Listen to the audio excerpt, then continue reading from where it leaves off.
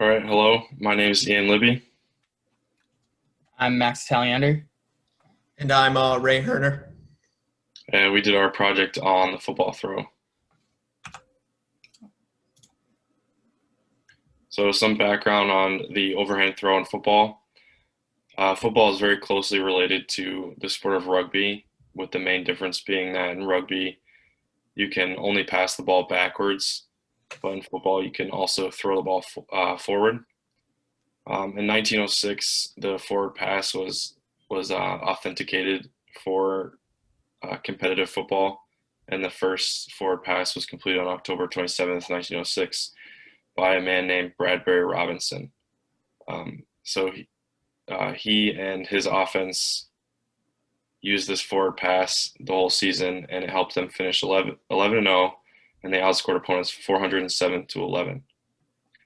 So the forward pass was a huge tool for them in beating all of their opponents. So from 1932 to 1966, the leading passer in the NFL went from having 639 passing yards in a season to 3,379 passing yards in just one season.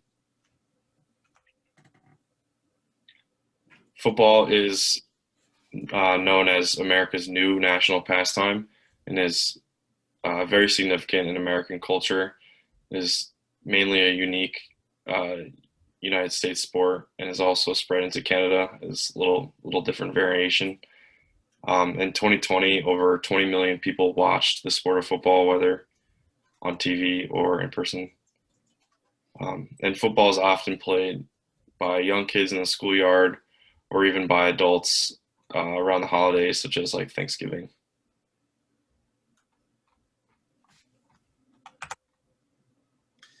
And for the motor skill classification of throwing a football, it is an open skill when you're playing it on a field, like in a game, but is a closed skill when you are practicing just by yourself. And it can be a gross motor skill and a fine motor skill. It's gross because it uses large muscles over the whole body to make a throw, but it also requires fine motor skills to make that throw accurate. It's a discrete skill because there's a clear beginning and ending of the movement when you're throwing. And it's paced because in a football game, it's externally paced. However, when being learned, it's internally paced. So there are 4 steps of throwing a football.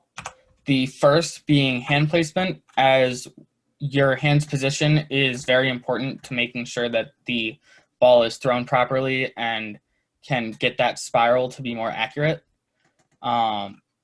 In the first step, you really want to focus on finger placement, making sure that your index finger is near the tip of the ball, with the middle finger being at the end of the white laces, and your ring finger being between the second and third laces, while your pinky finger is between the fourth and fifth laces.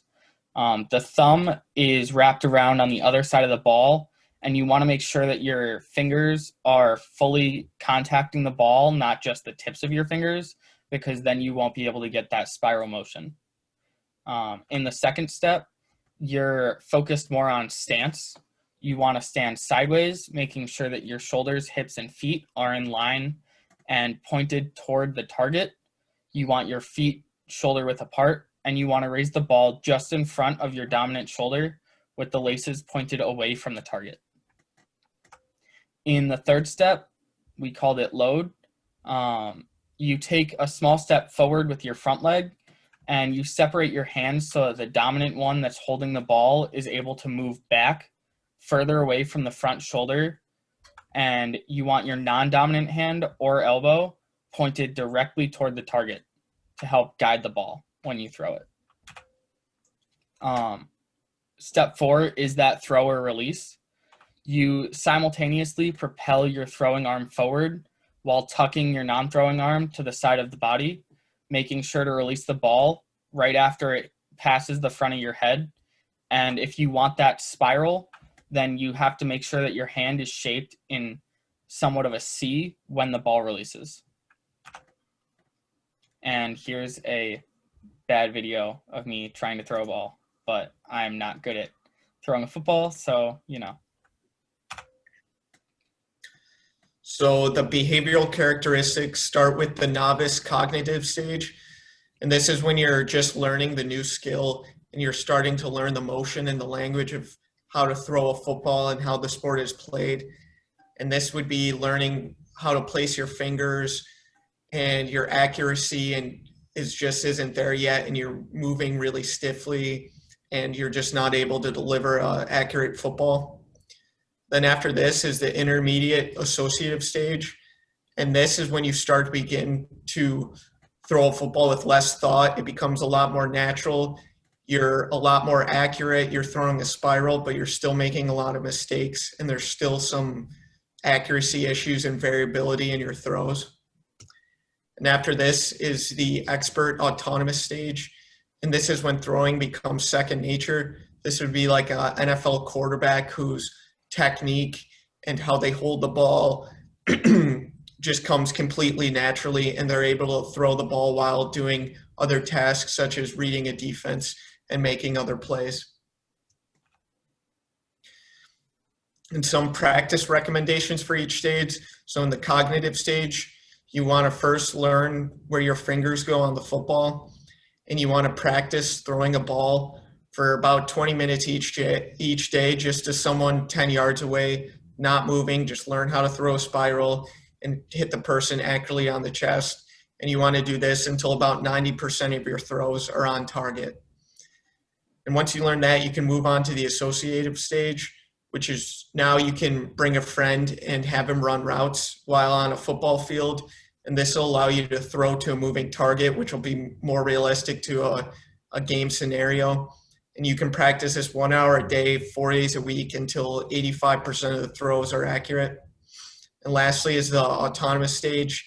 For this, you can bring a friend as well to run routes, but you'll be throwing on the run, throwing across your body, throwing off balance, which would be more realistic to a game scenario. And you can do this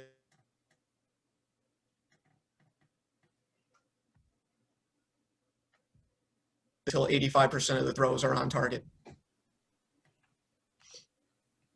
And here are our references.